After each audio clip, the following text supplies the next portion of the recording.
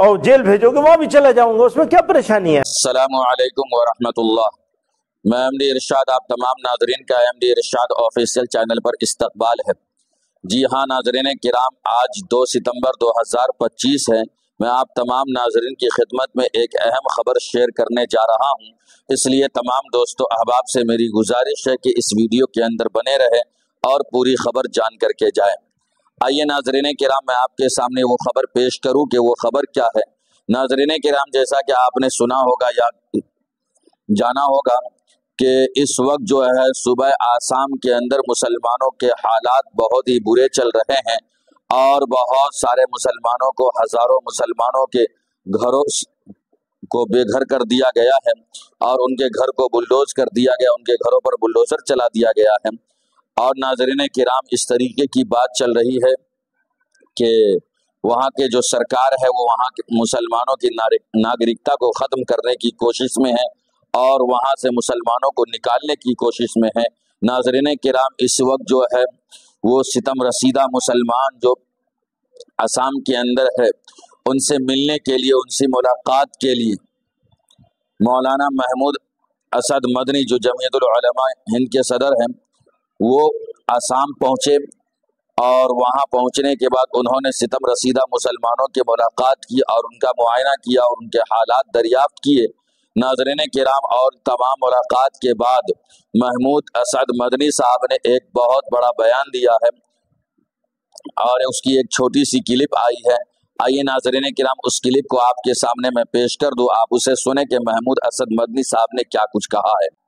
वो भाई मैं वो तो कह रहा हूँ, मुझे कहा है, उन्होंने कहा बांग्लादेश भेज देंगे, उनकी पार्टी ने कहा इन्हें जेल भेज दो, तो मैं दोनों चीजों के लिए तैयार हूँ। बांग्लादेश भेज दोगे वहां भी चला जाऊंगा, भेज दो भैया, और जेल भेजोगे वहां भी चला जाऊंगा, उसमें क्या परेशानी है। मैं तो आया हुआ हूँ, आपके यहाँ आया हुआ हूँ, आपके पास आया हुआ हूँ। जी हाँ नाज़रीन किराम, तो आपने जो है महमूद असद मदनी साहब की इस छोटी सी क्लिप को आपने जो है सुन लिया कि मौलाना महमूद असद मदनी साहब ने क्या बातें कही है।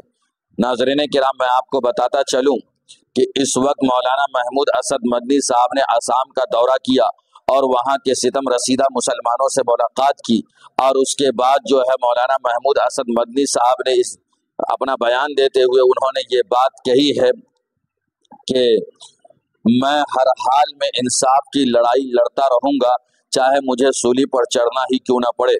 और दूसरी बात उन्होंने ये कही कि मैं तो आसाम के अंदर आकर के यहाँ के सीएम को मैं ये चैलेंज और ललकार करके उन्होंने ये बात कही है कि वो बात ये कर रहे थे कि महमूद मदनी हमें मिल जाए तो मैं उसे बांग्लादेश भेज दूंगा, और बीजेपी ये बात कर रही थी कि मैं उसे जेल में डाल दूंगा। तो महमूद असद मदनी साहब ने ये बात कही कि मैं तुम्हारे आसाम में आया हुआ हूँ, अब तुम्हें इख्तियार है, तुम चाहो तो मुझे जेल में डाल दो या बांग्लादेश भेज दो, तुम जो चाहो वो करो, लेकिन हम इंसाफ की लड़ाई लड़ना नहीं छोड़ेंगे, चाहे मुझे सूली पर चढ़ना पड़े।